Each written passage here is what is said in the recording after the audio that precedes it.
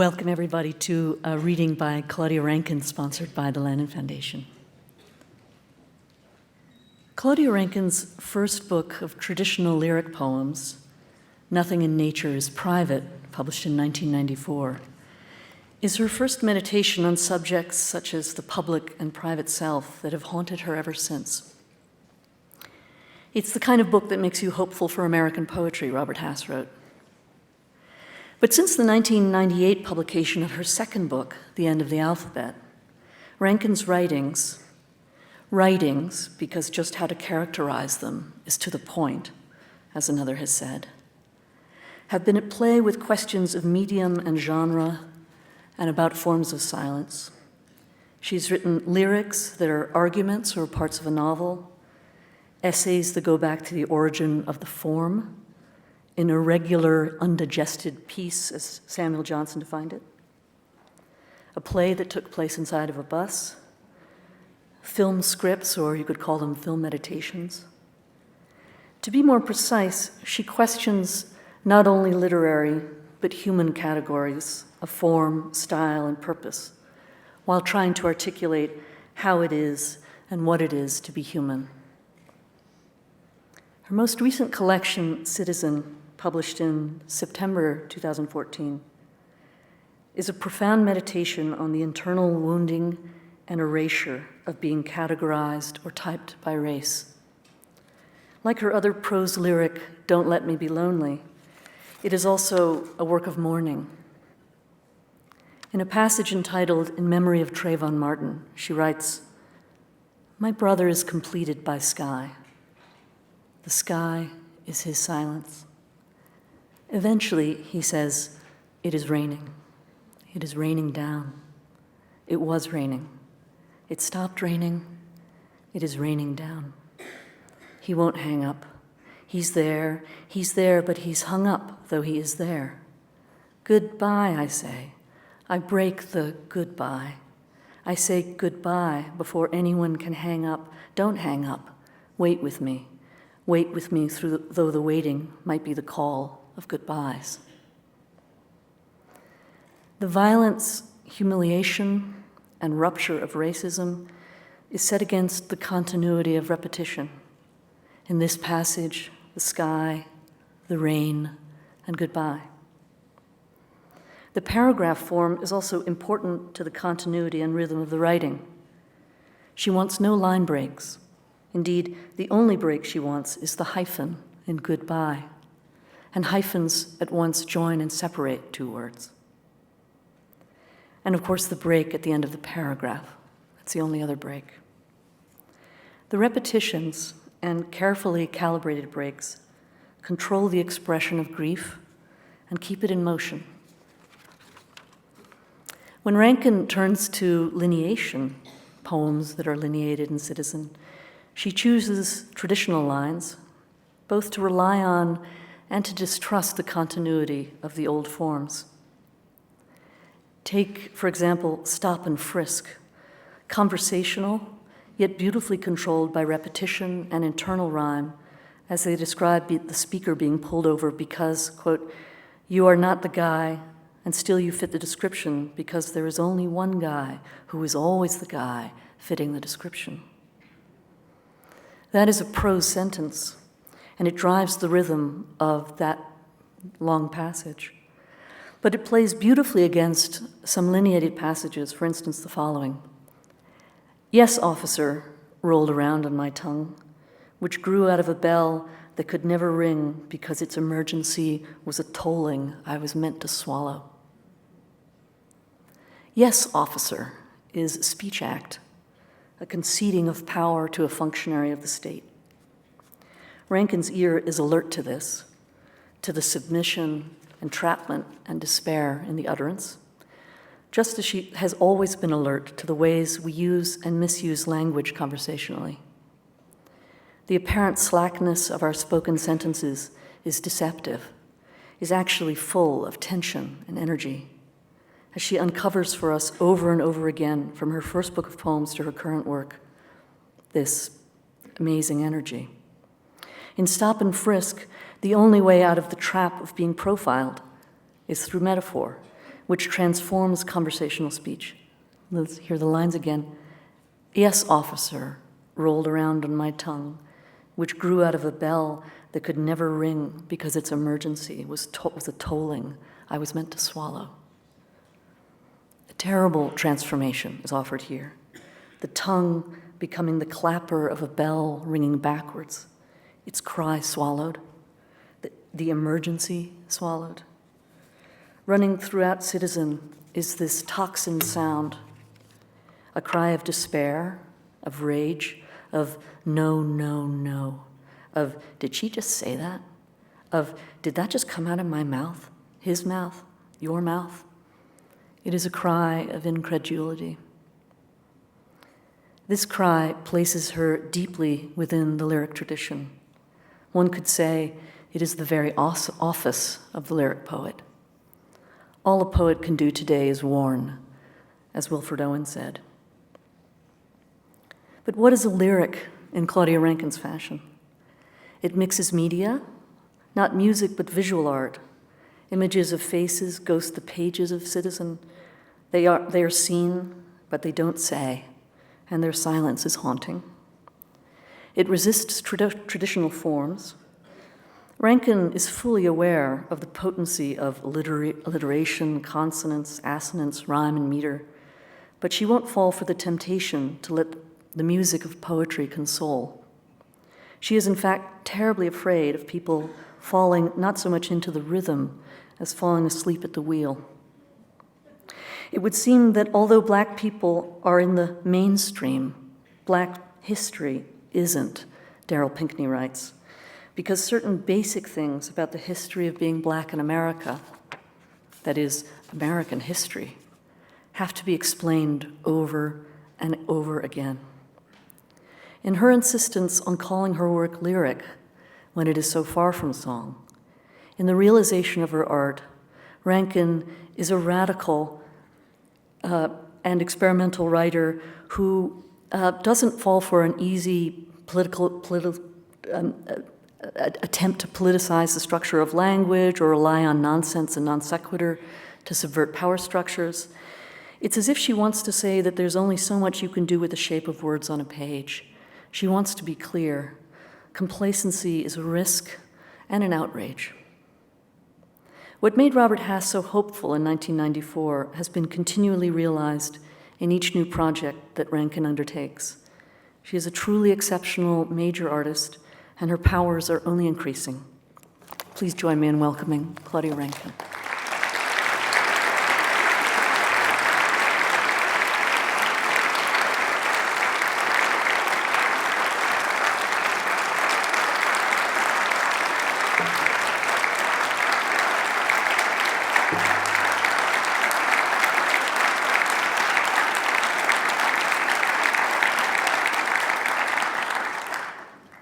Good evening. Thank you so much for coming out. I want to thank Saskia for that lovely introduction. She and I have been friends for a very long time. I'd also like to thank the Lannan Foundation for standing beside me for many, many years.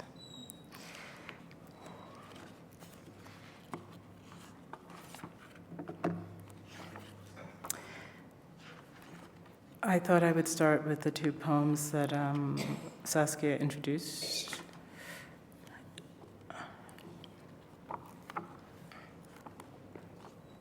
This book came out of conversations. I like to think of it as a community project because I could never have written it if I didn't have any friends. And I asked those friends various questions, and I listened to their answers, and then I went and I wrote down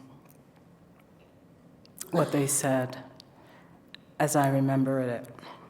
So this first piece, my friend is a lawyer in LA, and he grew up in Los Angeles, and I asked him to tell me all the times he could remember when he was pulled over by the police. And I said, if you come over to my house and you do this, I will make you dinner. So he came over to my house. And his wife came, and she oddly had never heard any of these stories.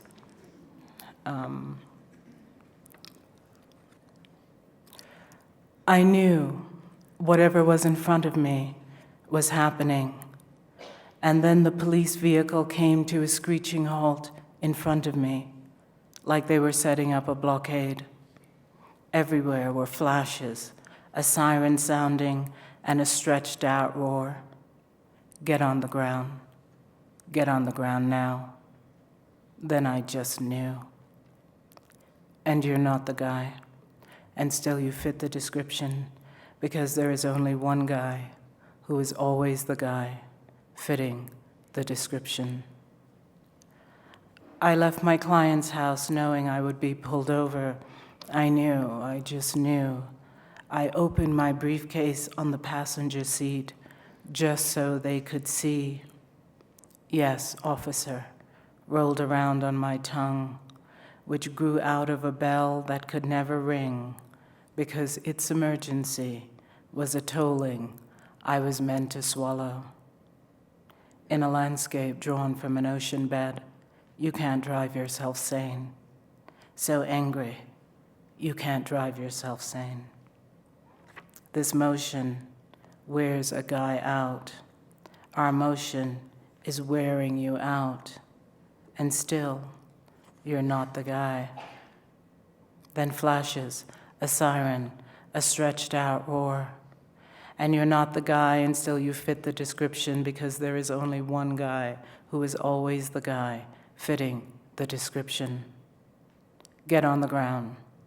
Get on the ground now. I must have been speeding. No, you weren't speeding. I wasn't speeding? You didn't do anything wrong. Then why are you pulling me over? Why am I pulled over? Put your hands where they can be seen. Put your hands in the air. Put your hands up. Then you are stretched out on the hood, then cuffed. Get on the ground now. Each time it begins in the same way, it doesn't begin the same way. Each time it begins, it's the same. Flashes, a siren, the stretched out roar. Maybe because home was a hood the officer could not afford, not that a reason was needed. I was pulled out of my vehicle a block from my door, handcuffed and pushed into the police vehicle's back seat. The officer's knee pressing into my collarbone, the officer's warm breath vacating a face, creased into the smile of its own private joke. Each time it begins in the same way. It doesn't begin the same way. Each time it begins, it's the same. Go ahead and hit me, motherfucker, fled my lips. And the officer did not need to hit me. The officer did not need anything from me except the look on my face on the drive across town. You can't drive yourself sane. You're not insane. Our motion is wearing you out. You're not the guy. This is what it looks like. You know this is wrong. This is not what it looks like. You need to be quiet. This is wrong. You need to close your mouth now. This is what it looks like. Why are you talking if you haven't done anything wrong? And you're not the guy, and still you fit the description, because there is only one guy who's always the guy fitting the description. In a landscape drawn from an ocean bed, you can't drive yourself sane. So angry, you can't drive yourself sane. The charge the officer decided on was exhibition of speed. I was told after the fingerprinting to stand naked. I stood naked. It was only then I was instructed to dress, to leave, to walk all those miles back home. And still you're not the guy. And still you fit the description, because there is only one guy who is always the guy fitting the description. This is LA, so the question is, why did he walk home? in a car culture, but he said that, one, he didn't have his car anymore, and two, he was so angry he couldn't call anybody. He literally needed to walk it off. Walk it off. I live in Claremont, California, and there's a mountain range maybe 5 minutes from my house, and I have a dog named Sammy. And in the mornings when I'm home, I walk Sammy, and I walk it with a friend. I walk Sammy with a friend. And one day, as we were climbing up to the gazebo, I said to her, "Tell me a story or recount an incident that you know you do because you are white. You know when you're doing it because you are white." And she said, "Well, the only thing I can think of happens on the East Coast when I take public transportation. When I see that seat next to the black man that is empty, I sit in it." And I said, "Well, I do that too." So we then had a really interesting discussion about the ways in which we, on the local level, on the sort of day-to-day quotidian level, step into the breaks of our culture. We understand something is wrong. We see that the justice system is broken. We understand systemic racism. And you find this one small way that you, on a day-to-day level, can address it. On the train, the woman standing makes you understand there are no seats available. And in fact, there is one. Is the woman getting off at the next stop? No. She would rather stand all the way to Union Station. The space next to the man is the pause in a conversation you are suddenly rushing to fill. You step quickly over the woman's fear, a fear she shares. You let her have it. The man doesn't acknowledge you as you sit down because the man knows more about the unoccupied seat than you do. For him, you imagine it is more like breath than wonder. He has had to think about it so much, you wouldn't call it thought. When another passenger leaves his seat and the standing woman sits, you glance over at the man. He's gazing out the window into what looks like darkness. You sit next to the man on the train, bus, in the plane, waiting room, anywhere. He could be forsaken. You put your body there in proximity to, adjacent to, alongside, within. You don't speak unless you are spoken to, and your body speaks to the space you fill, and you keep trying to fill it, except the space belongs to the body of the man next to you, not to you. Where he goes, the space follows him. If the man left his seat before Union Station, you would simply be a person in a seat on the train. You would cease to struggle against the unoccupied seat when, where, why, the space won't lose its meaning. You imagine, if the man spoke to you, he would say, "It's okay, I'm okay, you don't need to sit here." You don't need to sit, and you sit and look past him into the darkness. The train is moving through a tunnel. All the while, the darkness allows you to look at him. Does he feel you looking at him? You suspect so. What does suspicion mean? What does suspicion do? The soft gray-green of your cotton coat touches the sleeve of him. You are shoulder to shoulder, though standing. You could feel shadowed. You sit to repair whom? Who? You erase that thought. And it might be too late for that.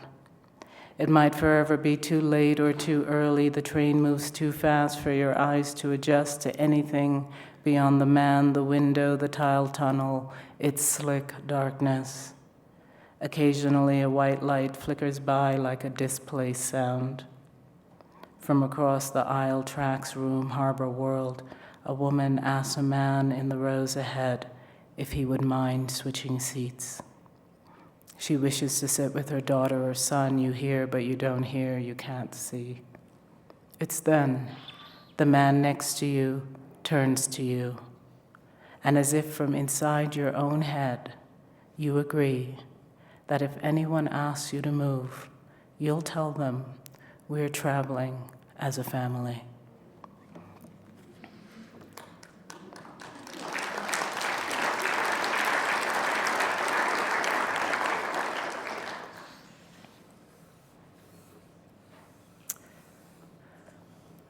This piece, in the book, it's in memory of Trayvon Martin. It was actually written before Trayvon Martin died. And then somebody said, that poem you wrote in memory of Trayvon Martin, so then it became the poem I wrote in memory of Trayvon Martin.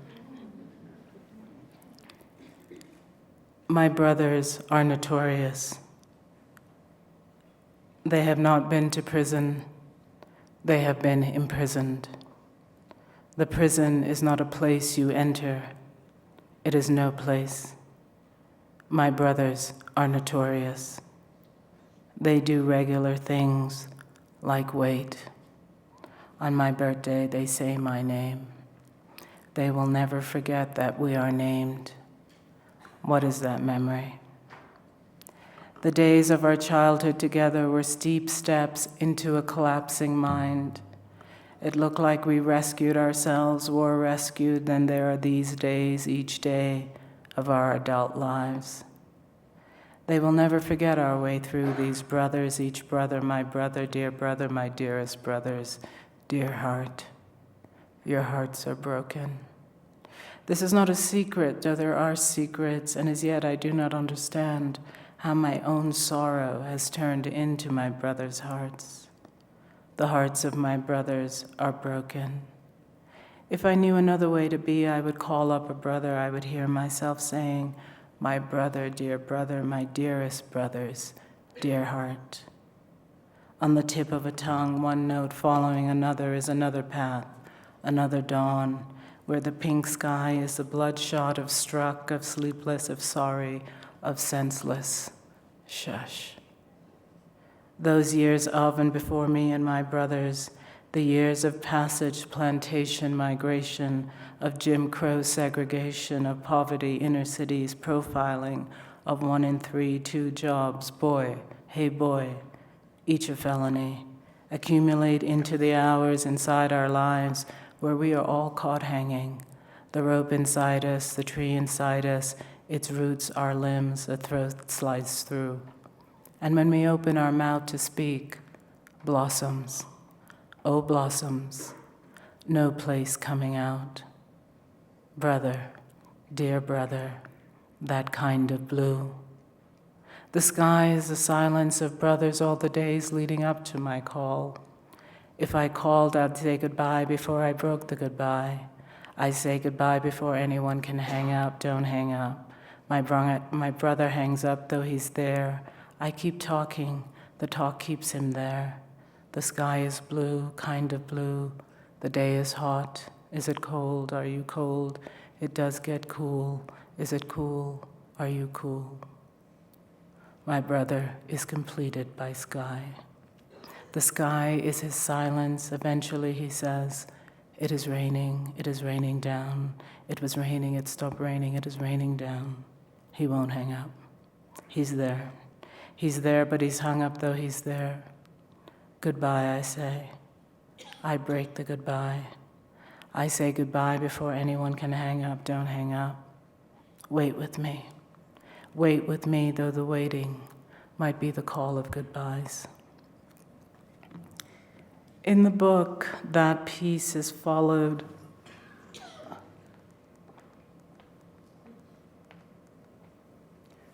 by the image on my right, which is the lynching of Thomas Shipp and Abram Smith in Merriam, Indiana. So we can see that Indiana was preparing itself for its most recent shenanigans for a long time. When I tried to get this image, the Holton Archive said no. They said, you can't have it. And so we called back another day, hoping to get somebody else. So it might have been a different person, or it might have been the same person on a different day. So the second time around, we got them to agree to read the manuscript. And after they read the manuscript, they said, oh, sure, you can have it. You can have the rights to it. They were afraid that the image would be used as propaganda for re-lynching in some way. Then I, after all of this, was very nervous because I, in fact, wanted to ask them if we could take the bodies out. And so we sort of, in a very roundabout, hemming and hawing kind of way, said, and would you mind if we Photoshop the bodies out of the piece? And they said, sure. Because that was the source of their anxiety. So that's how we ended up with this piece without the bodies. Because I was interested in white complicity with white supremacist activity, so that most people, of course, say, no, I would never do something like that. But if you stand around and watch, that's another kind of doing. One of the things that Eric Holder has done is he's reopened the case against the people who were with Daryl Dedman. I don't know if you remember this.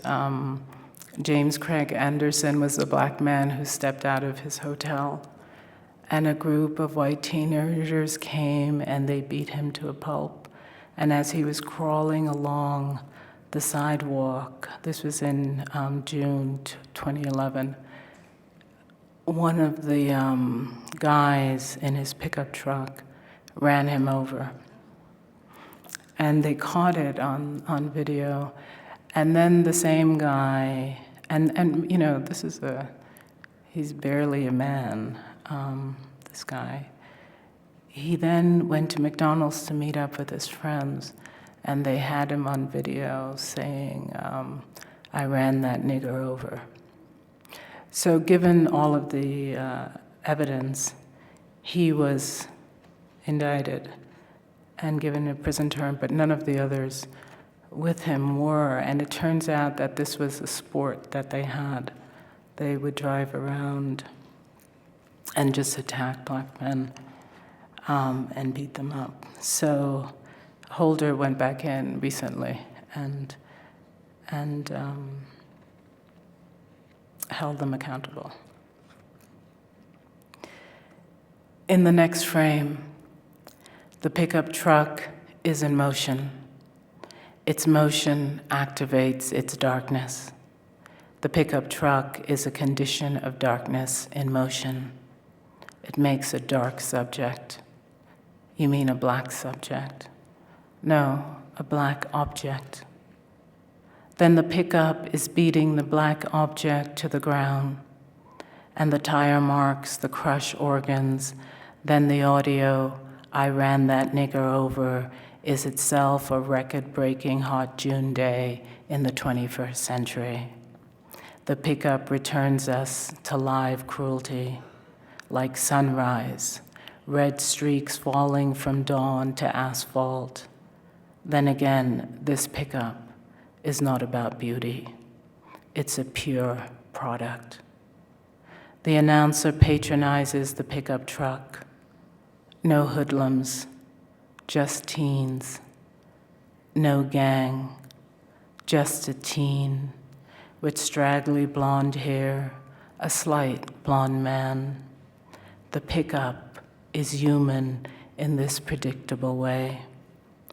Do you recognize yourself, Deadman? In the circulating photo, you are looking down. Were you dreaming of this day all the days of your youth? In the daydream, did the pickup take you home? Was it a pickup fueling the road to I ran that nigger over? Baldwin says skin color cannot be more important than the human being. And was the pickup constructing or exploding whiteness out of you? You are so sorry. You are angry, an explosive anger, an effective one. I ran that nigger over. James Craig Anderson is dead. The pickup truck is a figure of speech. It is as the crown standing in for the kingdom. Who told you it was a crown? Did we tell you the pickup was as good as home? You are so young, Deadman. You were so young. James Craig Anderson is dead. What ails you, Deadman? What up? What's up is James Craig Anderson is dead.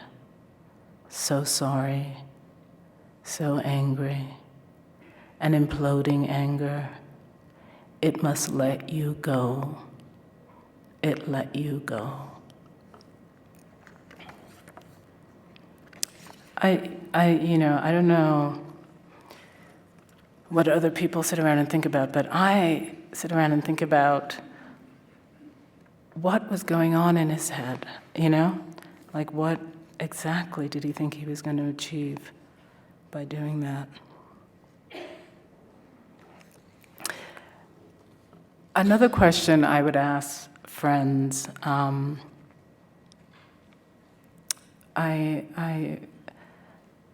I said to them, tell me a moment when you were with a colleague or a friend, or you're doing something very ordinary. You've gone to Starbucks to get some coffee, and suddenly race enters. And more, this is one of those moments where I'm collapsing race and racism into one moment. And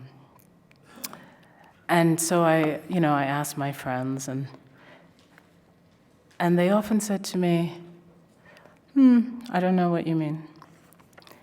And then a few days later, the phone would ring, and then they would have story after story after story. You're in the dark, in the car, watching the black tarred streets being swallowed by speed. He tells you his dean is making him hire a person of color when there are so many great writers out there. You think maybe this is an experiment and you're being tested or retroactively insulted, or you have done something that communicates this is an okay conversation to be having. Why do you feel comfortable saying this to me? You wish the light would turn red or a police siren would go off so you could slam on the brakes, slam into the car ahead of you, fly forward so quickly both your faces would suddenly be exposed to the wind. As usual, you drive straight through the moment with the expected backing off of what was previously said. It is not only that confrontation is headache-producing, it is also that you have a destination that doesn't include acting like this moment isn't inhabitable, hasn't happened before, and the before isn't part of the now as the night darkens and the time shortens between where we are and where we are going.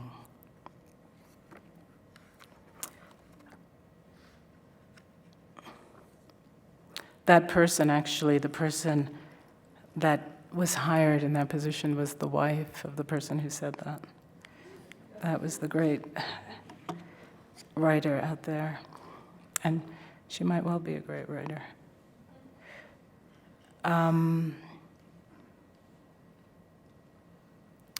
This one happened to me, and I include it partly because of the mistake I made. And you'll hear it when you hear it. You and your partner go to see the film The House We Live In. You ask a friend to pick up your child from school. On your way home, your phone rings. Your neighbor tells you he is standing at the window watching a menacing black guy casing both your homes. The guy is walking back and forth talking to himself and seems disturbed. You tell your neighbor that your friend, whom he has met, is babysitting. He says, no, it's not him. He's met your friend, and this isn't that nice young man. Anyway, he wants you to know he's called the police. Your partner calls your friend and asks him if there's a guy walking back and forth in front of your home. Your friend says that if anyone were outside, he would see him because he is standing outside. You hear the sirens through the speakerphone. Your friend is speaking to your neighbor when you arrive home. The 4 police cars are gone. Your neighbor has apologized to your friend and is now apologizing to you. Feeling somewhat responsible for the actions of your neighbor, you clumsily tell your friend that the next time he wants to talk on the phone, he should just go in the backyard. He looks at you a long minute before saying he can speak on the phone wherever he wants. Yes, of course, you say. Yes, of course. So that's one of those moments when the way in which racism is part of our culture shows up in everybody's body. And so in that moment, I was just thinking, you need to be out of harm's way. That encounter with the police could have gone any which way. And I don't want that to happen again. But it was a good lesson for me because it's one of those things where comfort and safety at the cost of your own freedom is soul-killing and not worth it. So as he looked at me, there was a heat that came up. I don't know if you've ever had that experience. It was just building, and it passed my shoulders, reached my cheeks. What's odd about that moment was I anticipated it. And so I had a dinner party to introduce my neighbor to our friend, because I knew he would be in and out of our house. And it still didn't stop the imagination from criminalizing the black body. One of the things that happens inside this book is there's an essay on Serena Williams. And I'm a great Serena Williams fan. Though I did not check her match today, I think she played today in Madrid. And for years I watched her play and watched moments where clearly her black body was the problem. And so she would get bad calls and people said incredible things. And you're sitting there watching this and thinking, oh my God, did they just say that? And is somebody not going to say something to them that they have just said that? And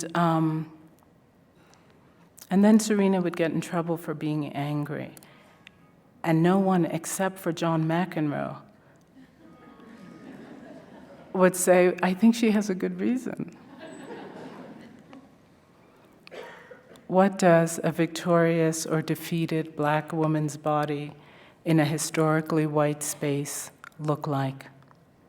Serena and her big sister Venus Williams brought to mind Zora Neale Hurston's I feel most colored when I'm thrown against a sharp white background.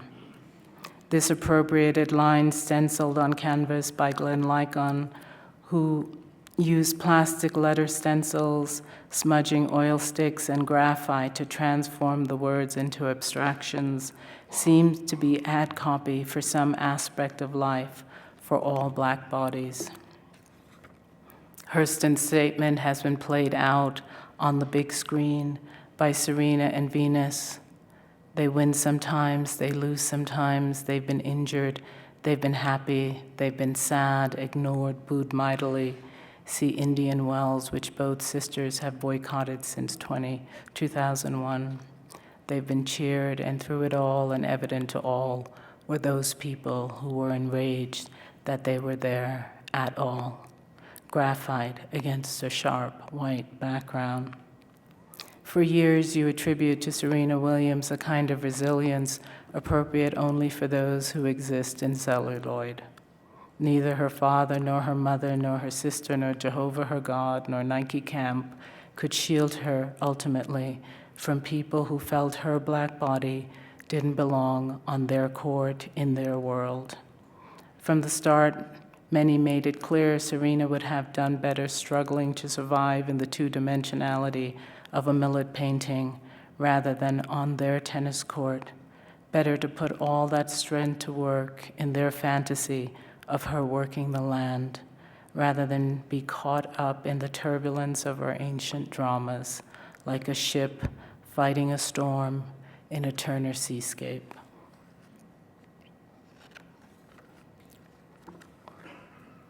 Serena this year broke that boycott. And she broke it for a great reason. She said, I don't know if you all remember this, but around Christmas time last year, the head of the Russian Federation in tennis, he referred to the Williams brothers. And for the first time, the USD, our tennis association, the United Tennis Association, they came out and fined him $25,000, which, is a gesture, but still. And they suspended him for a year. So Serena said that she was returning to Indian Wells, where she had been booed and racial epithets had been thrown at her, because for the first time she felt that the institution she belonged to would be behind her. So she had waited all those years to feel inside. And so you can't legislate against crazy, you can't legislate against sexism, you can't legislate against racism, but you can have the institution you belong to support you when those moments happen.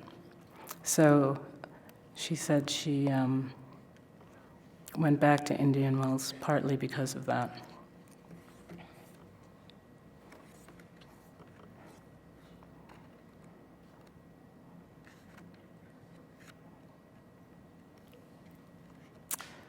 I am going to, somebody didn't put titles in this book.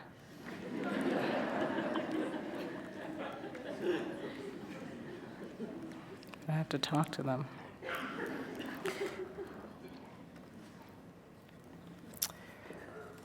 I'm going to read 2 more pieces. Some years, there exists a wanting to escape. You, floating above your certain ache. Still the ache coexists. Call that the imminent you. You are you even before you grow into understanding you are not anyone, worthless, not worth you. Even as your own weight insists, You are here, fighting off the weight of non-existence. And still this life parts your lids. You see you seeing your extending hand as a falling wave. I, they, he, she, we, you turn only to discover the encounter to be alien to this place. Wait. The patience is in the living. Time opens out to you.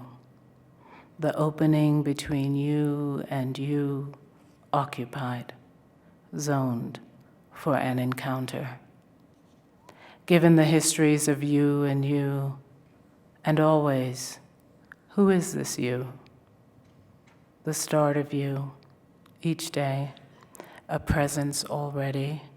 Hey you, slipping down, burying the you, buried within. You are everywhere and you are nowhere in the day. The outside comes in. Then you, hey you, overheard in the moonlight, overcome in the moonlight. Soon you are sitting around publicly listening when you hear this. What happens to you doesn't belong to you, only half concerns you. He's speaking of the Legionnaires in Claire Denis' film, Beau Travail, and you are pulled back into the body of you, receiving the nothing gaze. The world out there insisting on this, that this only half concerns you. What happens to you doesn't belong to you, only half concerns you. It's not yours only. And still, a world begins its furious erasure. Who do you think you are, saying I to me? You nothing, you nobody, you. A body in the world drowns in it. Hey you, all our fevered history won't instill insight, won't turn a body conscious, won't make that look in the eyes say yes. Though there's nothing to solve, even as each moment is an answer. Don't say I if it means so little, holds the little, forming no one. You're not sick, you're injured. You ache for the rest of life. How to care for the injured body, the kind of body that can't hold the content it is living. And where is the safest place when that place must be someplace other than in the body? Even now, your voice entangles this mouth, whose words are here as pulse, strumming shut up, shut in, shut out. You cannot say. A body translates its you. You there. Hey you. Even as it loses the location of its mouth. When you lay your body in the body, entered as if skin and bone were public places. When you lay your body in the body, entered as if you're the ground you walk on. You know no memory should live in these memories, becoming the body of you. You slow all existence down with your call, detectable only as sky. The night's yawn absorbs you as you lie down at the wrong angle to the sun, ready already to let go of your hand. Wait with me, though the waiting, wait up, might take until nothing whatsoever was done. To be left, not alone, the only wish, to call you out, to call out you. Who shouted you? You shouted you. You the murmur in the air. you sometimes sounding like you sometimes saying you, go nowhere, be no one but you first. Nobody notices, but only you've known. You're not sick, not crazy, not angry, not sad. It's just this. You're injured. Everything shaded, everything darkened, everything shadowed. Is the stripped, is the struck, is the trace, is the aftertaste. I, they, he, she, we, you were too concluded yesterday to know whatever was done could also be done, was also done, was never done. The worst injury is feeling you don't belong so much to you.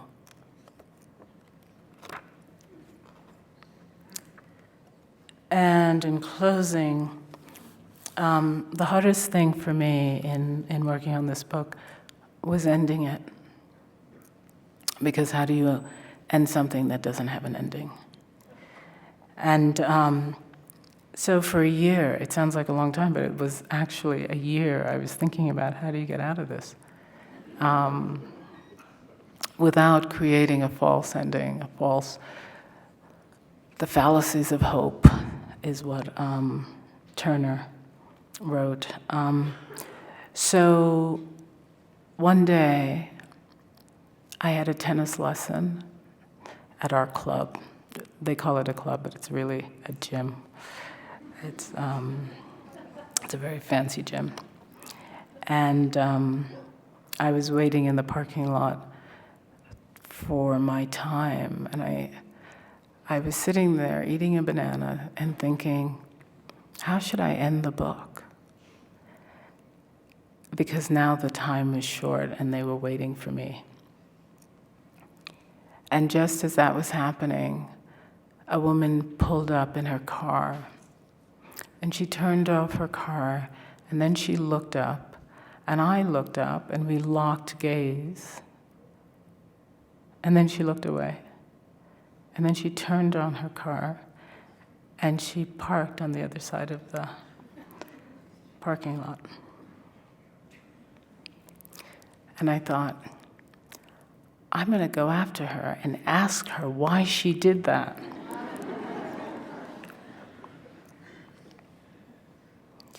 Which would have been something. I can hear the even breathing that creates passages to dreams. And yes, I want to interrupt to tell him, her, us, you, me, I don't know how to end what doesn't have an ending. Tell me a story, he says, wrapping his arms around me. Yesterday, I begin. I was waiting in the car for time to pass. A woman pulled in and started to park her car facing mine. Our eyes met, and what passed as quickly as the look away. She backed up and parked on the other side of the lot. I could have followed her to worry my question, but I had to go. I was expected on court. I grabbed my racket. The sunrise is slow and cloudy, dragging the light in, but barely. Did you win? He asks. It wasn't a match, I say. It was a lesson. Thank you.